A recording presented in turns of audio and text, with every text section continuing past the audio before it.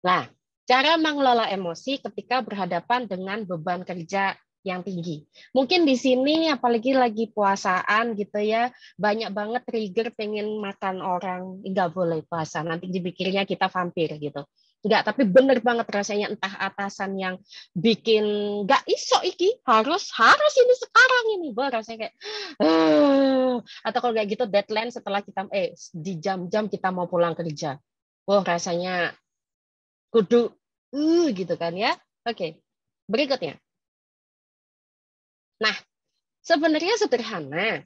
Emosi itu berasal dari kata movere dari bahasa Latin ya kan. Artinya bergerak atau menggerakkan. Jadi emosi itu memancing orang untuk bergerak atau melakukan sesuatu. Makanya kenapa kadang ada orang yang ketika emosi itu banting-banting barang. Ayo ngaku. Sampai di sini kalau dulu kalau marah HP dibuang, bantal dibuang, piring piring terbang gitu ya toh. Ya karena emosi. Jadi emosi adalah suasana perasaan yang dihayati tanpa sadar. Ibarat gampangnya itu emosi adalah sesuatu hal yang kita rasakan. Nah, manajemen emosi, makanya kita perlu yang namanya manajemen emosi.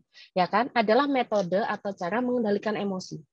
Nah, gimana caranya? Nah, sabar. Berikutnya.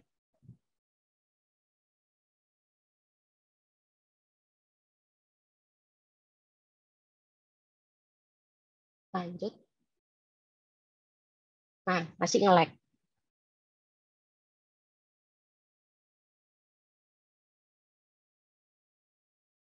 Ya mungkin lagi ada kendala kali ya Mbak. Ya, Ya, udah lanjut. kita bicara tentang sebenarnya emosi turunan. Kalau orang bilang aku tuh lagi sedih, aku jijik mas, lepasin mas, aku jijik gitu kan. Lah itu masuk kemana? Ya kan ada perasaan penek, muak, risih gitu ya. Atau kalau kita lagi di apa ya? Nah, Jakarta ya nopo tram. Tramnya apa? Metro. KRL misalkan. KRL ada orang ngeliatin, ih perasaannya nggak nyaman, itu masuk ke jijik. Rasa bahagia itu puas. Jadi bahagia, sedih, marah, jijik, takut, dan terkejut itu adalah 6 dasar. Jadi kalau misalkan, iya aku takut, takutnya apa? Takut nyeri, gugup, cemas, ragu-ragu, tidak berdaya itu masuk ke takut. Nah, nanti ini bisa dipelajari. Berikutnya, kita akan bicara tentang apa sih bedanya tubuh dan pikiran gitu ya, sehingga emosi bisa mengganggu atau tidak.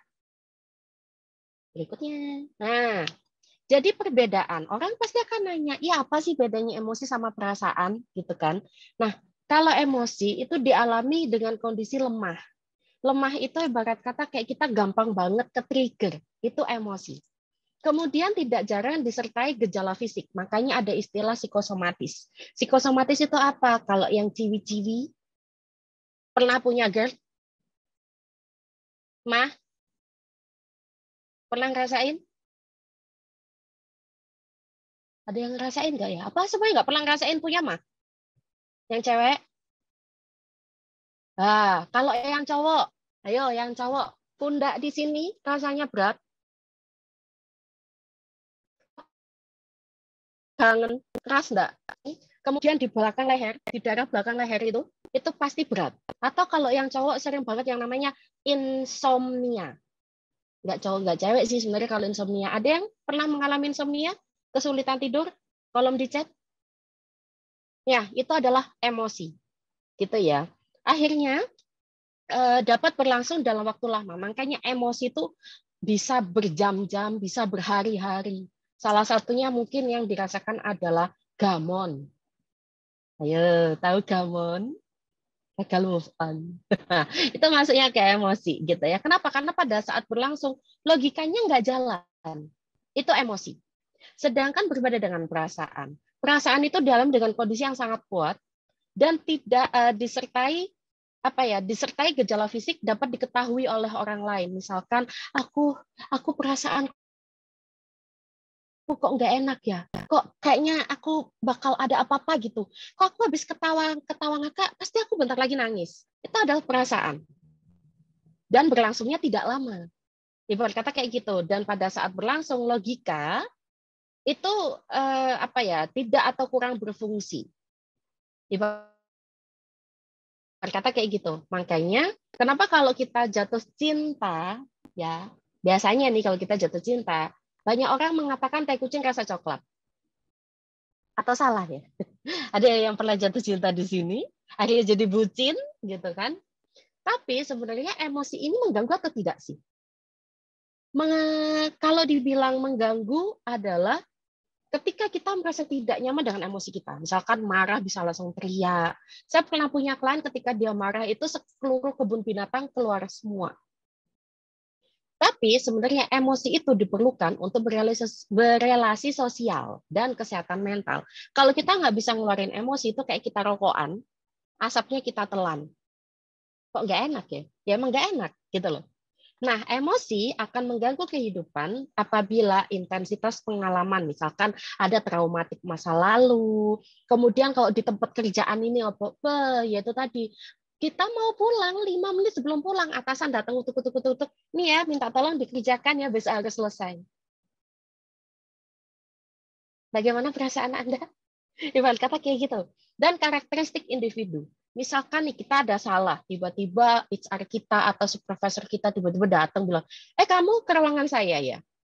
Wow, ya kan? Terus mana mohon maaf ya, kebanyakan kalau atasan kita perempuan itu cerewetnya dari Sabang sampai Merauke berjajar kata-kata. Ibarat kata kayak gitu. Saya dulu pernah dimarahi oleh atasan saya itu pakai tangan 2 jari itu dipukulin ke meja seperti ini. Dengan nada yang sangat tinggi dia bilang, saya kecewa, guys. Nggak karuan.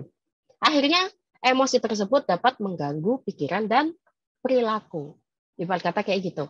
Berikutnya, ada 2 macam emosi sebenarnya. Yuk. Emosi yang pertama, kita akan bicara tentang emosi yang positif. Emosi positif ini seperti perasaan lucu, kayak kok kamu lucu banget sih, jadi sayang, terus otaknya bilang iya sayangnya dia cuma guyon gitu kan.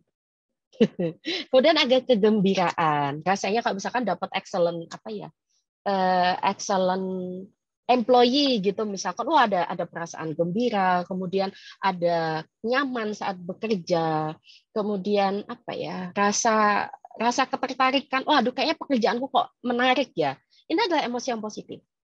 Kemudian emosi negatif itu apa toh, ya kan? Contoh kayak nggak sabaran.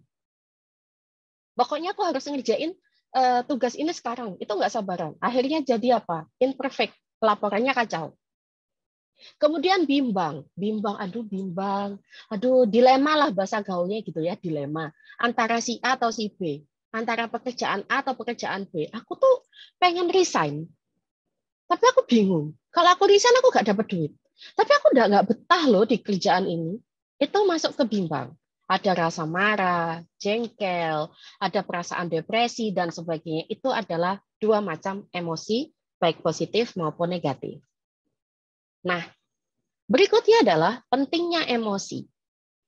Kenapa? Emosi itu penting. Ya, pentingnya apa? Karena dapat memotivasi kita untuk bertindak. Contoh, insecure. Ada yang insecure di sini? Yang suka ngebandingin sama orang lain? Oh, kok dia bisa ya? Kenapa aku enggak? Kayaknya aku bego banget deh. Siapa pernah di sini? Ngerasain yang namanya self-blaming? Ayo?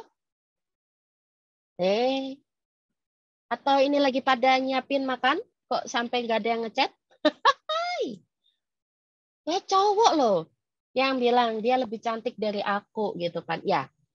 Kemudian membantu menghindari bahaya. Kalau kita nggak ada emosi, nanti ketemu mantan, gimana perasaan kalian? Atau tiba-tiba ketemu supervisor yang killer. Atau jangan-jangan Mas Yoga killer gitu. Udah males ketemu dipanggil Mas Yoga di HRD. Nggak. Padahal itu juga sebenarnya membuat kita punya antisipasi. Membuat keputusan, membantu orang lain untuk memahami kita. Kalau kita flat, apa bahasa gaulnya adalah poker face. Kalau kalian poker face itu benar-benar nggak kelihatan mau sedih, nangis, nggak kelihatan. Kita kan kesulitan kesulitan mengerti atau memahami kalian karena benar antara sedih, senang itu flat. ya kan? Kemudian yang paling terakhir adalah membantu memahami orang lain. Bagaimana kita itu mengerti orang lain, jangan deket-deket sama Narisa, lagi PMS ya, gol bacok. Misalkan seperti itu. Jadi emosi itu juga penting. Nah, berikutnya adalah ada berbagai penyebab mudah marah mudah marah, emosi di dunia kerja. Lah apa itu? Ya kan? Berikutnya itu salah satunya adalah stres kerja. Ya kan? Misalkan kerjaan numpuk, numpuk banget, deadline di mana-mana gitu kan. Kemudian ngerasa mungkin teman kerjanya nggak enak, atau ibarat kata kebanyakan WFH atau WFH terus, tapi kerjaannya nggak berkurang-kurang gitu ya. Ada perasaan cemas. Aduh nanti aku meeting. Duh gimana ya kalau aku meeting ya. Terus nanti kalau aku presentasi, terus nanti kalau aku bikin salah gimana ya? Nanti Kak lah, akhirnya muncul cemas. Ketika kecemasan muncul, ada masuk ke depresi. Udah nggak mau ketemu orang, menyalahkan diri sendiri, kemudian sedih berkepanjangan, kayak ditanyain, kamu kenapa? Ara, kamu kenapa? Apa coba jawabannya? Setiap kali ditanya, kamu kenapa? Benar, nggak apa-apa. Iya, aku nggak apa-apa kok. Ya udah, aku futsal dulu ya. Yang cowok pasti gitu. Ya udah, aku futsal dulu. Ceweknya langsung gini. Oh, jadi kamu lebih mentingin futsal daripada aku gitu. Itu kalau dalam kehidupan relationship. Bagaimana dalam kehidupan bekerja? Depresinya pura mati. Kalau dalam depresi dunia kerja apa? Paling sering terjadinya karena burnout. Kecapean, kelelahan, ya kan, lemah, letih, lesu. Burnout itu bosen, capek, beban kerja banyak, kitanya kehabisan energi untuk kehabisan energi untuk melanjutkan pekerjaan. Akhirnya larinya ke kurang tidur. Alasannya adalah ya 24 jam per 7 itu kalau ngurusin kerjaan nggak cukup, Mbak Brit. Ya siapa bilang? Ya kita harus tahu manajemen pekerjaan, manajemen emosi. Kenapa? Karena kebanyakan kalau kita marah itu dipendam sendiri. Kita cerita jawabannya, ngapain aku cerita? Kalau aku cerita pasti ujung-ujungnya apa ya? Kalau cerita pasti ujung-ujungnya diapain? Ada yang tahu? Oke, sabar ya. Apalagi? Bocor, diadu, ya benar adu nasib. Kamu mah masih mending. Aku dulu di Sweet Media itu ya, apalagi bagian ini, kamu tuh masih enak loh. Aku dulu babat alas di Sweet Media, adu nasib. Kemudian ketika kita cerita dengan rekan kerja gitu, yang ada bukan advice yang didapat, tapi perasaan kayak satu adu nasib. Betul. Yang kedua ngebanding, ya sama sih ngebandingin. Yang kedua itu biasanya kayak bikin kita trust issue. Trust issue-nya apa? Bocor tadi. Ya walaupun nggak semua, tapi kadang itu kasak kusuk.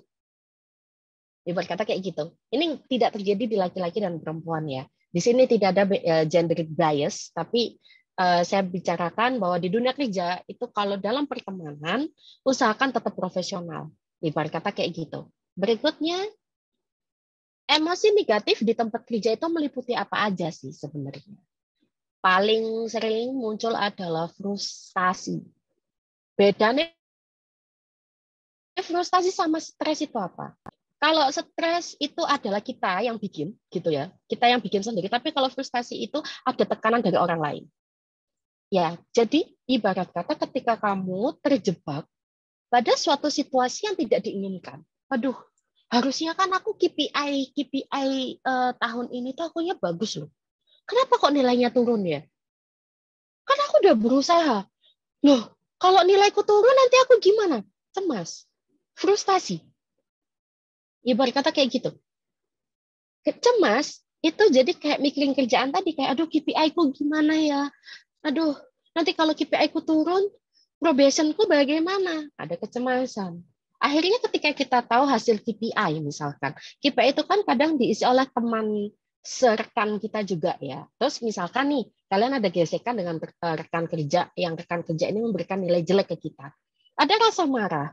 Rasa marah kenapa? Ih, kok dia ngasih nilai aku jelek, padahal aku jelas-jelas sudah berusaha semaksimal mungkin untuk pekerjaan ini. Aku lembur, aku sampai apa ya, sampai kena tipes misalkan ngurusin kerjaan. Ada rasa marah, ya kan? Salah satu muncul adalah rasa kecewa. Kecewa itu sering terjadi ketika kan aku udah berusaha tapi kok aku nggak dapat excellent employee ya, atau kok aku udah ngerjain ini kok aku masih nggak dianggap ya, apakah atasanku tuh nggak ngelihat aku sudah berusaha.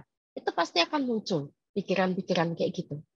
Apalagi mungkin gesekan ya, namanya juga di tempat kerja itu kan gesekan itu lebih cepat ya. Akhirnya kita gampang marah, kita stres, kita cemas, kita kecewa, itu sering banget terjadi karena hal tersebut. Nah, kita perlu yang namanya dukungan sosial. Gitu ya.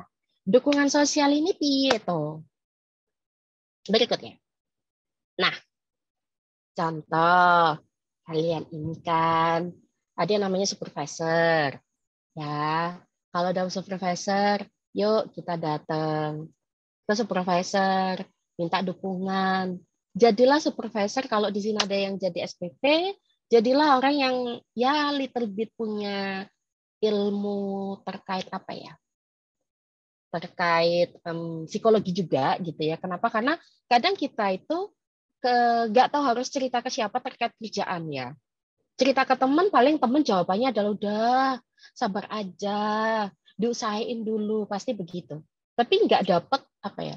Kayak nggak dapet jawaban yang dicari, nggak dapet solusi. Nah, supervisor, ketika ada rekan kerja atau bawahan kita yang meminta saran, kita juga harus bisa kooperatif. Ibarat kata seperti itu. Nah, kalau dalam rekan kerja, kita butuh yang namanya dukungan emosional. Ibarat kata nih, saya cerita sama Ara.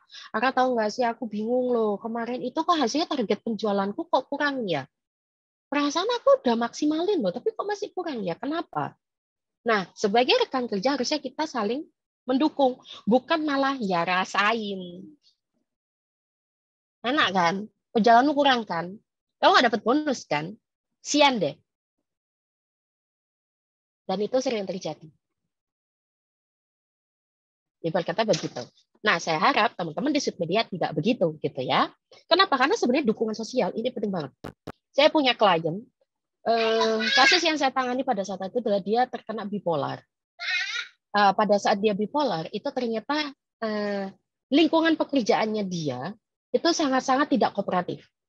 Apa ya? Jadi seingat saya itu kayak saya lupa, bentar. Kayak ini loh, jiwa kompetitif. Jiwa kompetitifnya itu tinggi sekali. Sedangkan dia akhirnya merasa rendah diri, dia merasa tidak layak berada di tempat pekerjaan itu dan sebagainya. Dan ketika dia cerita dengan rekan kerja, jawabannya adalah seperti itu tadi. Ya, kamu harus lebih belajar lah. Bukannya empati, tapi seolah-olah kayak itu kesalahanmu, gitu. Akhirnya dia semakin stres, moodnya dia nggak stabil, gitu ya. Akhirnya dia terdiagnos bipolar. Nah, penting juga dukungan dari teman dan keluarga. Makanya kenapa tadi saya bilang, ketika kalian ada masalah, usahakan nggak dipendam sendiri. Masalahnya adalah, siapa di sini yang kalau ada masalah suka dipendam sendiri?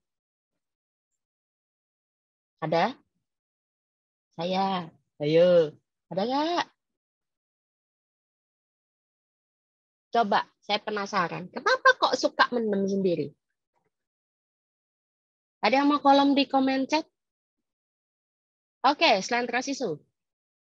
Apa lagi? Kenapa kok suka dipendam sendiri?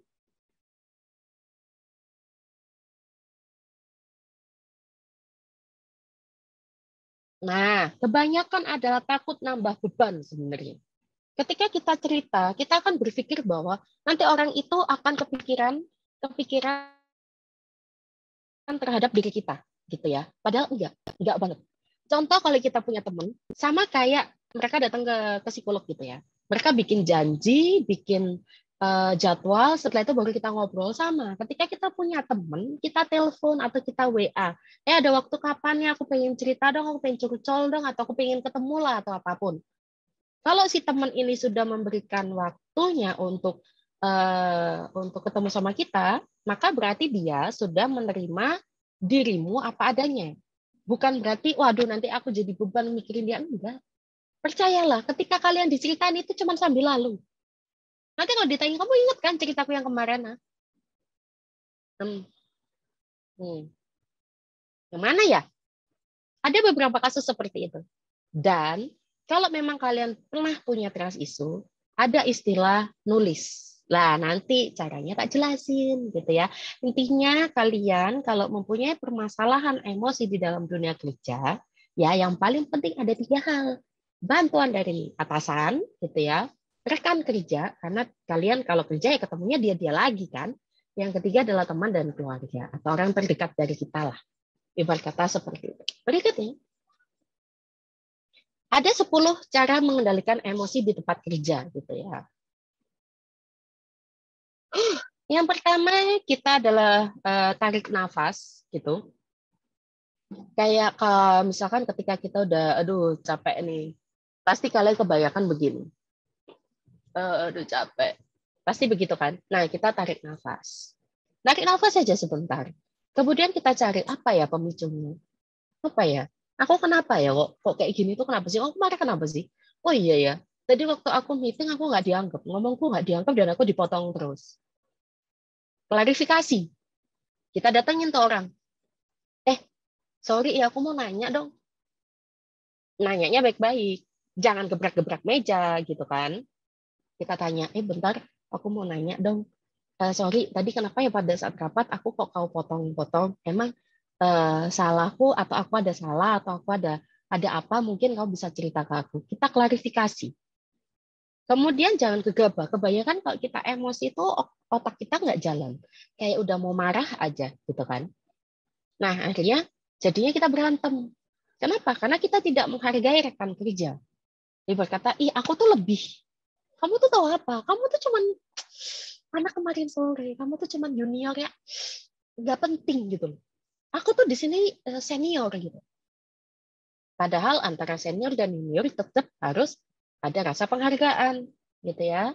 Kemudian gunakan situasi emosional sebagai motivasi. Contoh kayak tadi, aku kok insecure ya, kok dia lebih pintar ya ngerjain Excel daripada saya. To be honest, saya nggak bisa Excel.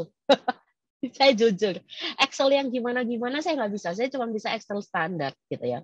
Kemudian saya punya teman yang benar-benar generasi Z gitu ya, lahir tahun 90-an gitu. Dibandingkan saya lahir tahun 80-an gitu, ngeliatnya kayak kok dia bisa banget ya bikin begitu ya. Kok pinter ya. Jadi kan itu motivasi, bukan malah makin insecure atau bukan malah semakin menyalahkan diri sendiri. Nah, ini kebanyakan terjadi pada cewek-cewek. Nah, hubungannya dengan self love sebenarnya. Tapi itu nantilah.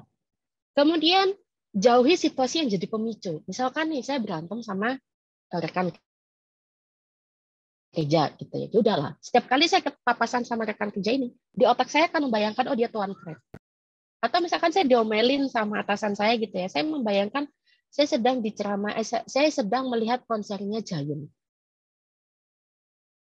No one can hurt you without your permission. Itu paradigma kesehatan mental sebenarnya. Jadi kalau misalkan di dalam dunia kerja kita berhadapan dengan orang-orang yang dalam tanda kutip berpotensi menyakiti kita, kita harus pasang barier. Tapi tetap profesional. Ibarat kata kayak gitu. Buat ruang kerjamu senyaman mungkin. Dulu waktu saya masih kerja di di tanggap darurat common center itu, komputer saya komputer gaming. Headset saya juga headset gaming, nggak tahu Pemkot itu ya. Pokoknya termotivasi dengan gaming. Tapi karena saya lihatnya CCTV dan komputer segede gaban, akhirnya saya beli kaktus. Beli kaktus satu, saya taruh di pinggir komputer. Sama bunga apa ya? Bunga kayak di meja kecil lah, bunga plastik kayak gitu saya taruh juga di situ. Fungsinya apa? Itu membantu kita refresh. Dan saya pasang lagu meditasi di YouTube banyak. Kalau saya suka suara hujan, jadi saya pasang suara hujan. Ketika saya lagi burn out ngeliatin biru-biru, blue film, ayo pikirannya negatif pasti kan. Kalau saya ngomong blue film, bukan blue film yang begonoan, bukan. Tapi memang layarnya kan layar biru. Akhirnya kan mapar ke mata gitu ya. Akhirnya saya combine dengan lihat kaktus, lihat bunga yang hijau tersebut. Kita buat ruang kerja itu senyaman kita. Dan ini paling penting buat teman-teman Sweet Media, ketika kalian sudah bekerja dan kalian bekerja dan kena emosi, usahakan untuk tidak terbawa ke rumah. Kenapa? Karena itu sering banget terjadi. Ketika kita nyampe rumah, ternyata di rumah kondisinya kacau, terus kita langsung marah seketika. Rasanya kayak menumpahkan amarah kita di orang rumah. Kenapa? Ada alasannya. Pada saat kita pulang ke rumah, kita akan ketemu dengan orang-orang yang punya emotional attachment dengan kita. Contoh, kalau kalian sudah punya istri atau suami, kalian pasti akan larinya ke istri atau suami. Atau kalian punya pacar, maka larinya akan ke pacar. Kenapa? Karena emosi, kedekatan emosi kalian yang membuat akhirnya jadi orang ini jadi samsak hidup. Makanya hati-hati, jangan sampai bawa emosi ke rumah. Kemudian yang poin 10 adalah journaling. Bagaimana cara journaling? Nanti tak kasih tahu contohnya. Biasanya kalau cewek cowok nulis bisa lah ya. Ada banyak teknik dari journaling yang bisa saya berikan. Dan ada 8 cara mengelola emosi. Berikutnya, kita akan bicara tentang breathing exercise. Breathing exercise itu kalau kalian pernah tahu relaksasi, ya kan, atau ya semacam meditasi, boleh, terserah. Jadi kita atur nafas. Kalau katarsis itu biasanya kalian pernah tahu nggak ya? Di TV-TV atau di TikTok atau di sosmed itu ada orang yang ketika marah dia teriak. Pernah tahu nggak? Marah dengan teriak, sedih dengan nangis. Atau jangan-jangan di sini cowok nggak pernah nangis? Siapa cowok nggak pernah nangis di sini? Ada cowok kan? Ada yang pernah nangis cowoknya? Cowoknya benar-benar strong banget loh. Seriusan, nggak ada yang nangis. Serius, cowok nggak pernah nangis. Omo. Kalau yang cewek, ada nggak yang nggak pernah nangis? Atau nganggapnya, aku harus kuat. Aku nggak boleh sedih. Ada nggak? Yang cewek seperti itu? Nah, ada yang muncul. Jangan lagi ribet cari takjil jam segini ya kan. Nangis nggak pernah Kak, sedih dalam hati. Ya Allah ya Robbi. Pasti cowok itu yang jawab. Yesus. Kita itu butuh katarsis. Katarsis itu apa sih? Katarsis itu artinya pelampiasan emosi gitu ya. Masa iya kalian sedih cuma diem? Nggak nangis. Hah? Ditinggal pacar nangis gak? Ayo, yang move on. Sok-sokan move on. Ayo. Pernah nangis? Ayo, pernah nggak dapat nangis? Nangis. Kenapa sih? Apa yang membuat cowok-cowok itu ya? Apa yang membuat cowok-cowok itu malu atau ragu buat nangis? Ya curhat deh ya, kan lama nggak pacaran. Harga diri, buset harga diri. Kok berasa kayak ini ya? Kayak egois ya? Harga diri. Aku harga diri dong, aku nggak boleh nangis. Gitu maksudnya. Ya kan? Padahal kita perlu untuk melampiaskan emosi. Itu bahasa kerennya ada katarsis. Kalau sedih kita nggak nangis, perhatikan. Pasti nyesek. Ayo, siapa yang pernah mencoba untuk tidak nangis tapi hasilnya cecek? Sesek, sorry kok cecek. Sesek. Ada? Sampai sesek? Kayak ganjel di dada gitu. Ya, karena kita butuh untuk dikeluarkan. Kemudian ada expressive writing. Expressive writing ini kayak journaling. Nanti tak kasih tahu contohnya journaling gitu ya. Ada bentuk journaling dan sebagainya. Kemudian ada self-shouting. Self-shouting ini memberi ruang pribadi apa ya? Contoh kayak udah ya, aku nggak mau ketemu orang dulu ya, please ya, thank you ya. Aku pengen sendiri aja dulu. Pernah nggak kalian melakukan itu? Please ya, aku pengen sendirian aja dulu.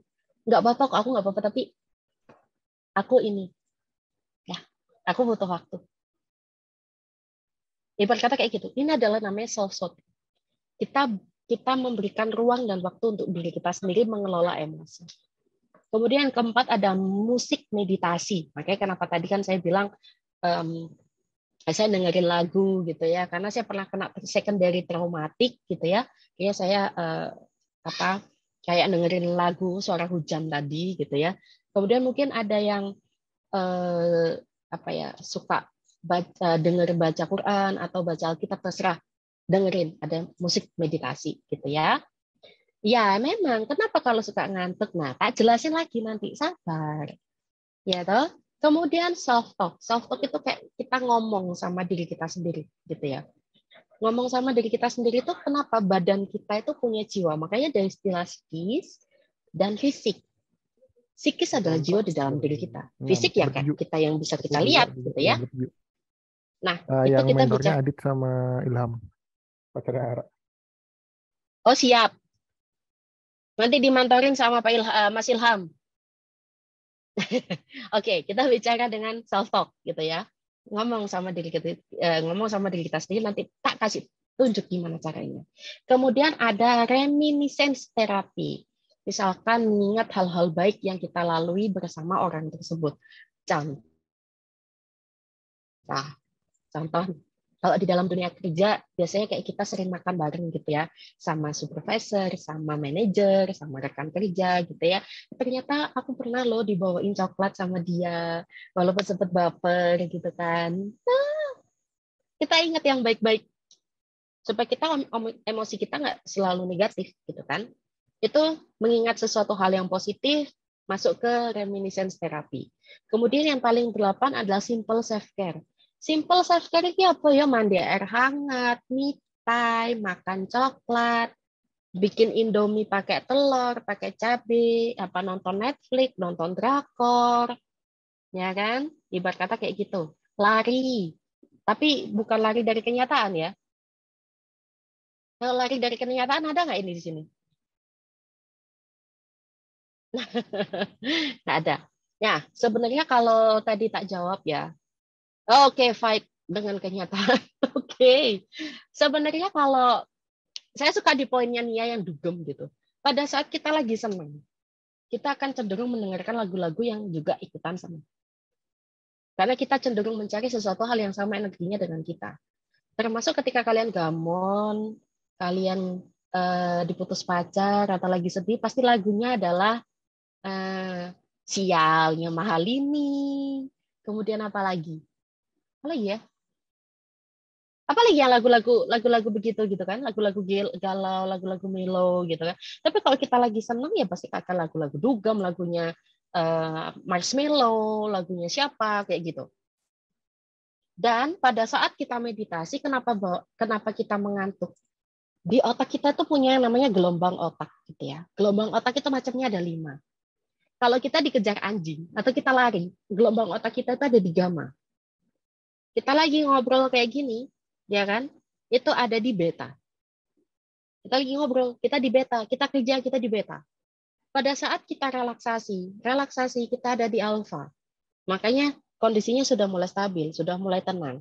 Ketika kita lagi proses menutup mata, namanya rapid eye movement. Kalau kalian berusaha untuk tidur, tapi kayak masih dengar suara-suara, masih dengar suara TV atau apa, masih sedikit tersadar, itu masuknya di theta. Kalau kita sudah masuk ke deep sleep, atau di deep sleep itu masuknya ke delta. Nah, kenapa kok bisa sampai ngantuk? Karena kita ada di alfa atau theta. Ibarat kata kayak gitu, makanya kenapa kita bisa tenang, kenapa kita bisa stabil, dan kita cenderung bisa merasakan energi di sekitar kita. Makanya kita combine dengan self-talk. Namanya kalau pernah dengar istilah LOA nggak? Law of affirmation atau law of attraction? Ada yang dengar? Ada yang tahu? Law of attraction itu adalah hukum tarik-menarik. Jadi misalkan nih, ini salah satu teknik NLP, ya kan? NLP itu Neuro Linguistic Program. Jadi ketika kalian melihat cewek cantik gitu, kayak aku pasti bisa dapetin dia. Lihat aja. Pasti bisa. Teman saya nggak ganteng-ganteng banget. Ya, biasa aja gitu ya. Ceweknya cantik. Ceweknya cantik, kemudian secara penghasilan juga ceweknya lebih di atas dia. Terus saya bilang, kamu kok bisa dapetin dia? Kan dia PNS, sorry. Jadi pacarnya dia, istrinya sekarang itu PNS dokter. Sedangkan dia lulusan S1 psikologi dan masih jadi OS di pemerintahan. Terus saya bilang, kok bisa kamu dapetin kayak gitu? Dia cuma bilang, ya pada saat aku ketemu sama dia, aku dalam hati cuma bilang, aku bisa kok dapetin dia. Itu bukan berarti kita pede, tidak. Tapi kalau kita ulang-ulang, maka masuk ke law of attraction. Dan itu akan masuk ke NLP. Di alam bawah sadar kita akan bekerja. Nanti kalau alam bawah sadar kita bekerja, kita akan bertemu dengan energi. Waduh, ceritanya nanti aja diceritakan. Berikutnya yang terakhir adalah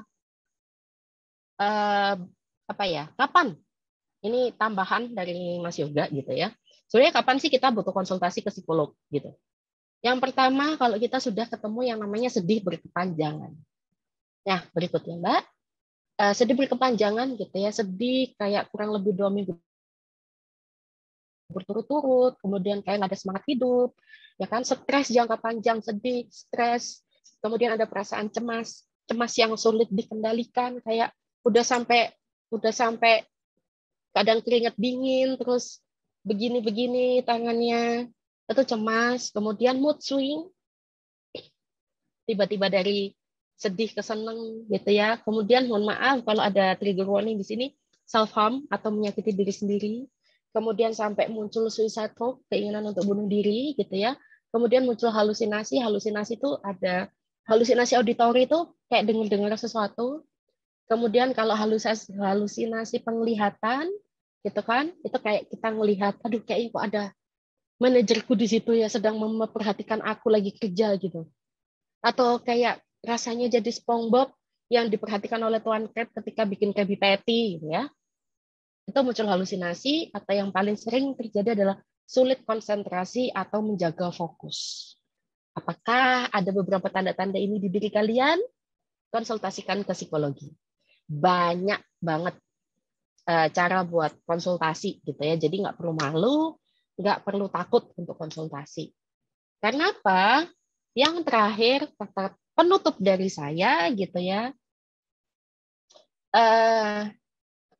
Kalau bahasa Inggrisnya adalah most of our mistakes, the big one, at least are the result of allowing emotion to overrule logic.